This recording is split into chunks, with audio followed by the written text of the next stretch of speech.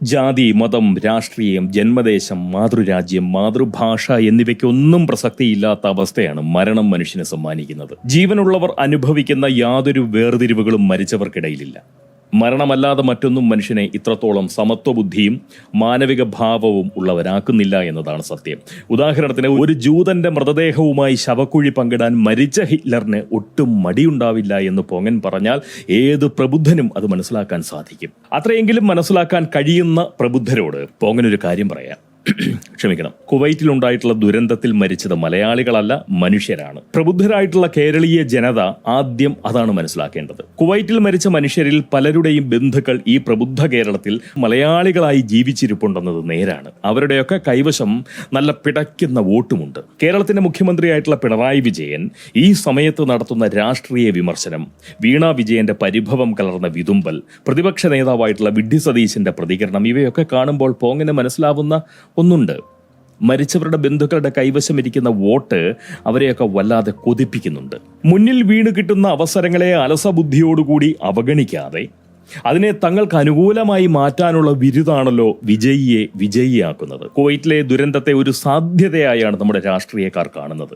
ആ ദാരുണ സംഭവത്തെ തങ്ങൾക്ക് അനുകൂലമാക്കി മാറ്റാനുള്ള ആർത്തിയാണ് അവർ ഓരോരുത്തരും പ്രകടിപ്പിക്കുന്നത്. മനുഷ്യപ്പറ്റ് തീരെയില്ലാത്ത ഈ ജനസേവന വ്യവസായികളെ ഇപ്പോഴും സാമൂഹ്യ പ്രവർത്തകരായും ജനനായകരായും ഒക്കെ കാണാൻ ഇവിടെ ആളുണ്ടാവുന്നു എന്ന അറിവ് നൽകുന്ന അപമാനം അളവില്ലാത്തതാണ്. മലയാളി എന്ന നിലയിലല്ല, മനുഷ്യനായതുകൊണ്ടാണ് അങ്ങനെ അപമാനം തോന്നുന്നത്. മുഖ്യമന്ത്രിയുടെയും ആരോഗ്യമന്ത്രിയുടെയും അതുപോലെ തന്നെ പ്രതിപക്ഷ നേതാവിൻ്റെയും ഒക്കെ പ്രതികരണങ്ങളും പ്രസ്താവനകളും ഒക്കെ വാർത്തയാക്കിയ മാധ്യമങ്ങളിൽ വരുന്ന കമ്മിസുടുക്കളുടെ കമന്റുകൾ കാണുമ്പോൾ മനുഷ്യനായി പിറന്നവന്റെ തല കുനിഞ്ഞു പോകും, ഇല്ലേ?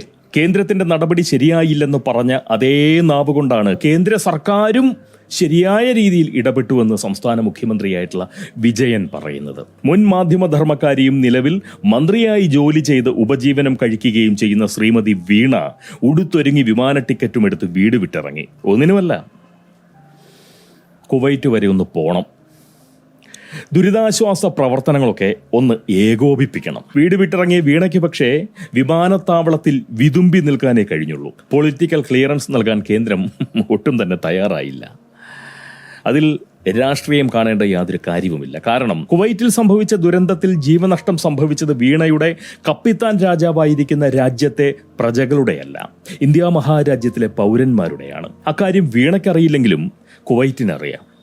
ഇന്ത്യയും കുവൈറ്റും സംയുക്തമായി ചെയ്യേണ്ട കാര്യങ്ങളിൽ കപ്പിത്താന്റെ രാജ്യത്തിലെ ആരോഗ്യമന്ത്രിയുടെ ഏകോപന സേവനം ഇന്ത്യക്കോ കുവൈറ്റിനോ ഒട്ടും തന്നെ ആവശ്യമില്ല. തന്റെ ഏകോപന വൈഭവം കുവൈറ്റിന് ദുരിതാശ്വാസം പകരുമെന്ന ചിന്ത ആരോഗ്യമന്ത്രിയുടെ മണ്ടയിൽ ഉണ്ടായിട്ടുണ്ടെങ്കിൽ എത്രയും വേഗം മനഃശാസ്ത്ര വിദഗ്ധരുടെ പ്രാവീണ്യം വീണയുടെ മണ്ടയ്ക്ക് ആശ്വാസം പകരട്ടെ എന്ന് ആശംസിക്കാനേ ഈ പോങ്ങിന് കഴിയൂ. അതുപോലെ നമ്മുടെ പ്രതിപക്ഷ നേതാവ് നടത്തിയിട്ടുള്ള പ്രതികരണത്തെപ്പറ്റി കൂടുതലായി പോങ്ങൻ ഒന്നും തന്നെ പറയുന്നില്ല.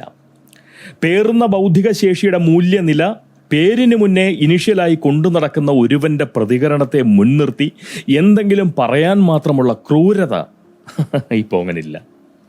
കിട്ടിയോ?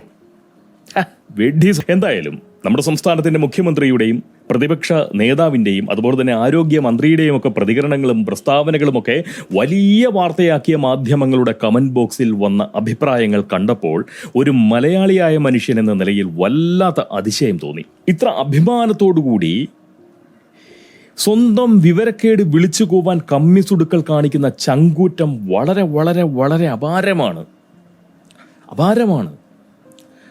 പ്രബുദ്ധരായിട്ടുള്ള കമ്മികളും മതസ്ഥരായിട്ടുള്ള സുഡാപ്പികളും സൈദ്ധാന്തിക സുന്നത്തിന് വിധേയപ്പെട്ട മൃഗങ്ങളാണെന്നത് നേര് തന്നെ.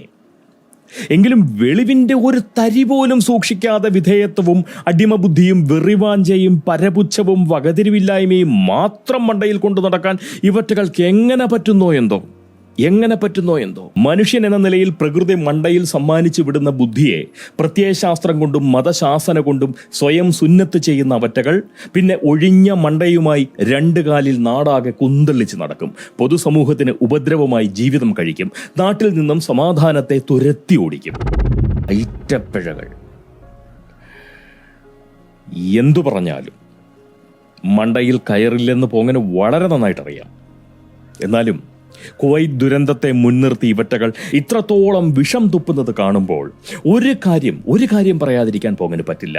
അതായത് വിവരശൂന്യരായിട്ടുള്ള പ്രിയ കമ്മിസുടുക്കളെ, കേരളം എന്നത് ഒരു സ്വതന്ത്ര പരമാധികാര രാഷ്ട്രമോ അല്ലെങ്കിൽ കുവൈറ്റ് പോലെ വിജയനെ പ്രധാനമന്ത്രിയായി ചുമതലപ്പെടുത്തിക്കൊണ്ട് മുഹമ്മദ് റിയാസനൻ അമീറായി വാഴുന്ന ഒരു ജനാധിപത്യ രാജഭരണ രാജ്യമോ അല്ല നമ്മുടെ കേരളം. അതുകൊണ്ട് ഭാരതവും കുവൈറ്റും തമ്മിലുള്ള ഇടപാടുകളിൽ ഭാരതത്തിലെ ഒരു സംസ്ഥാനം മാത്രമായ കേരളം പ്രത്യേകിച്ച് യാതൊരു ചിമിട്ടും കുന്തളിപ്പും പുറത്തെടുക്കേണ്ട യാതൊരു കാര്യവുമില്ല. ജീവിച്ചിരിക്കുന്ന ബന്ധുക്കളുടെ വോട്ട് ലക്ഷ്യം വെച്ചുകൊണ്ട് മരിച്ചുപോയ മനുഷ്യരുടെ മൃതാവസ്ഥയെ നിങ്ങൾ ഇങ്ങനെ അപമാനിക്കരുത്. അങ്ങനെ ഒരു വിവേകം കാണിക്കാനുള്ള പോങ്ങത്വമെങ്കിലും നിങ്ങൾ പ്രകടിപ്പിക്കണം പ്രബുദ്ധരെ, തീർച്ചയായിട്ടും പ്രകടിപ്പിക്കണം. അതിന് കഴിയുന്നില്ലെങ്കിൽ 2 കാലിൽ നടക്കുന്നത് നിർത്തിയിട്ട് 4 കാലിൽ ജീവിതത്തെ തെളിക്കാൻ ശീലിക്കുകയാവും തീർച്ചയായിട്ടും നല്ലത്.